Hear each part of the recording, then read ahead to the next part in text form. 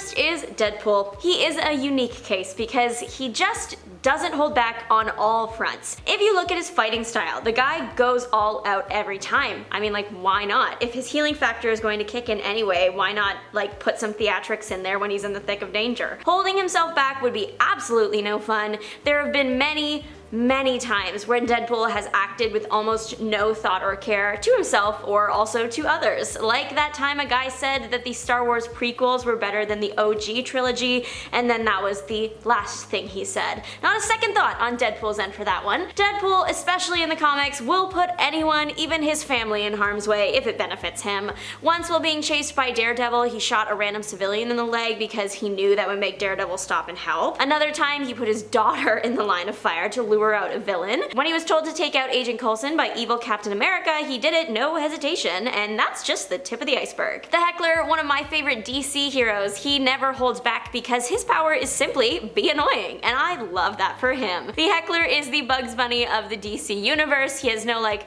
official superpowers. He is physically in really good, like, peak condition to run, jump, and fight, but his power is heckling. He is literally just annoying. His job is annoying. He defeats his opponents by being so aggravating and clever that they end up defeating themselves. The character was created in the experimental comic era known as the 90s. Unfortunately, it didn't take off and it was cancelled at issue 6, and yes, it did end on a cliffhanger. Even in cancellation, the Heckler is still annoying. Luckily, he did return for 2022's One Star Squadron series and a couple featured roles, but that's pretty much it. Wolverine's fighting style is all or nothing. Well, Wolverine can sometimes hold back his strength just like a little bit depending on who he's fighting, but if it's his personal enemy number one, gloves off, claws out, they won't be home for dinner, you know what I mean? Look what happened to Sabretooth in Deadpool and Wolverine. Logan barely broke a sweat and the fight was over in seconds.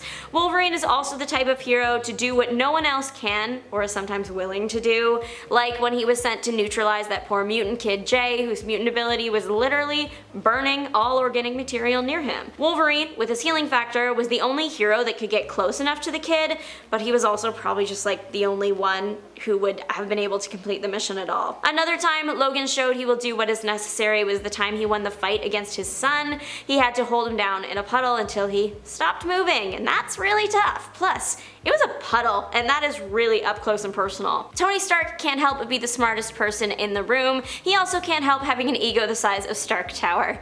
This has gotten Tony in trouble quite a few times. Just because you can invent a way to clone Thor, also one of your teammates and friends, doesn't mean you should do it and advance science in that way. It might just go really wrong. The MCU's version of that situation would, I guess, be the Ultron thing. Tony couldn't help creating Ultron. He got the idea in his head and he just had to make it.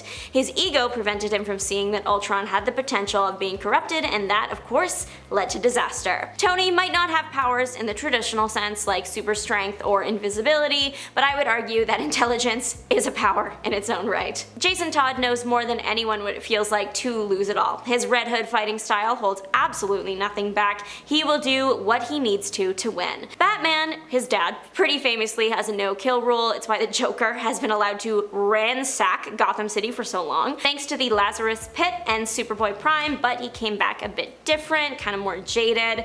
As Robin, Todd was a bit happier and excited about the hero life. He abided by Batman's rules, but the death era definitely changed all that. Todd will now do what is necessary to win the fight. An example, just like I saw online, if a building needs to come down to win the fight, the building comes down, whereas with Batman that probably wouldn't happen. Death is still kind of a last resort though. Jason isn't just going to fatally injure someone if there is another way. Bruce Banner often tries to hold back his power because once the Hulk is out, it is all over. The Hulk is shown across most Marvel media to be completely incapable of holding back. Hulk smash all the way. He will lift a building to win the fight. He will tear helicopters from the sky or jump onto skyscrapers. But that's exactly what the Hulk is supposed to be. He's supposed to be this uncontrollable muscle mass of a hero that is basically unbeatable, and that's why he's so cool. But then, on the flip side, like Tony, Bruce Banner never holds back his power, his intelligence. The man is a certified genius and can't help trying to bring forth advancements in the scientific field. Black Widow, particularly in the MCU, she can't really ever hold back her powers. Some versions of the character have received the super soldier serum in some form, but that just makes her perform at the peak condition of her own body. Other versions of her are just like she trained really long and hard to get her body to that point, but she is still just a base human. No matter what, Natasha is just a girl constantly put up against some of the greatest threats the universe has to offer.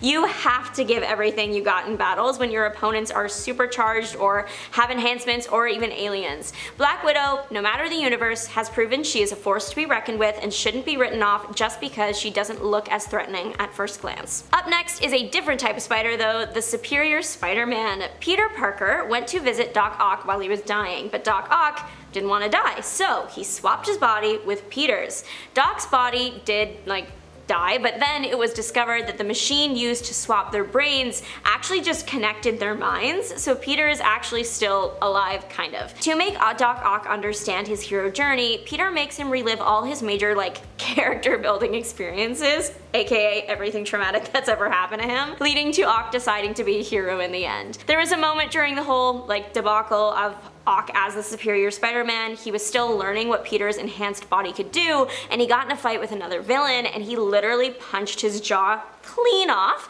This was very shocking to Doc Ock because he had been hit by Peter before and it was never powerful enough to do that. Surprise, Doc, Peter's been holding back every time you fight, so you live to see another day. Even though Doc Ock decided to be a good guy as Spider-Man, that doesn't mean he used the same methods Peter used. He intentionally harmed villains to the point where the Avengers had to check on him. Jack from The Incredibles famously has trouble holding back his powers. It's like the entire subplot of the second movie. In his defense, he is just a baby. Most babies are barely aware enough to make eye contact. Good luck to Jack for not only being the fully conscious baby of his universe, but also the wielder of 17 different powers. My favorite is when he turned into the metal baby and made Syndrome nearly fall clear out of the sky. What I like about Jack's character is he shows how strong the family would be if they didn't have to hold their powers back. If Bob was allowed to be as strong as he is, or Dash could run as fast as he wanted to at the track meet.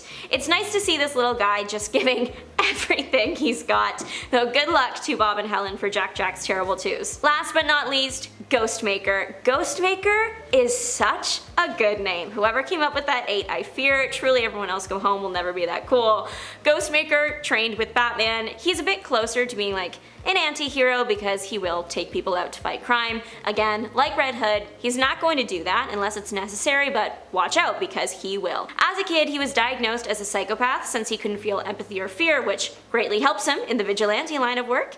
Again, he doesn't have traditional superpowers, he can't fly, he can't throw a building, but he has trained his whole life to acquire different powers like expert marksmanship, martial arts skills, and more. He is a great opposite to Batman, and the two have a mutual respect kind of relationship. But what do you think? Let us know. Bye!